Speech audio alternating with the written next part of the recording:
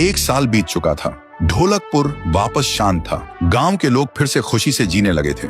हर पूर्णिमा को लोग एक दिया जलाकर ठुन ठुन ठुन साहुर को याद करते थे। पर एक रात कुछ ऐसा हुआ जो फिर से सब कुछ बदल के रख दिया। लाशें फिर से मिलने लगी। हर 2 दिन बाद किसी न किसी के घर के सामने एक कटी हुई लाश पड़ी होती। गांव फिर से कांप उठा। एक दिन सब लोग महाराज के पास पहुंचते हैं और रो रो कर गांव की घटनाओं के बारे में बताते हैं। रात को महाराज 2 सेनापतियों से कहते हैं, जाओ और खोजो इस कांड के पीछे कौन है। लेकिन सुबह सिर्फ उनकी लाशें लौट कर आईं। एक का सिर था ही नहीं, दूसरे के पैर कट चुके थे। महाराज समझ गए कुछ तो लौट आया है, कुछ जो सिर्फ मौत का खेल खेल रहा है। और फिर कहते हैं, अब इस जंग का सामना मुझे ही करना होगा। उसी रात महाराज चुपके से गांव में आते हैं और एक पेड़ के पीछे खुद को छुपा लेते हैं। और ठीक रात के 2:30 बजे अचानक कहीं से धुआं छा जाता है और उस धुएं के अंदर से एक आवाज आती है,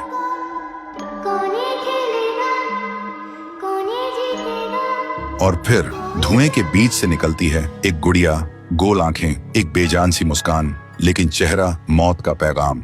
वो गुड़िया एक घर के गेट तक जाती है और बच्चों जैसा एक गाना गाने लगती है। उसके गाने की आवाज सुनकर एक आदमी बाहर आता है और अगले ही पल वो गुड़िया उसका सिर चबा जाती है। वो आदमी तड़प तड़प के वहीं जमीन पर गिर जाता है। महाराज सब कुछ देखते हैं। उनकी आंखें भर जाती हैं। उन्हें समझ आ जाता है इसके सामने जाना मतलब खुद का अंत लिखना है। अगली सुबह गांव के लोग इकट्ठा होते हैं। महाराज कहते हैं, ये पिछले भूत से भी ज्यादा डरावनी है। इसे सिर्फ वही हरा सकता है जो मौत को पहले ही हरा चुका है। और फिर एक पूर्णिमा की रात सब लोग दिया जलाकर पुकारते हैं, आप वापस आइए, आपके बिना ये गांव जिंदा तो है पर जीने जैसा नहीं। तभी एक आवाज गूंजती है और उसी देह की आग से एक जलता हुआ पेड़ बनने लगता है और उसी पेड़ में से ठुन ठुन ठुन साहुर निकलता है। तभी फिर से वही धुआं छा जाता है और उसके साथ ही एक आवाज।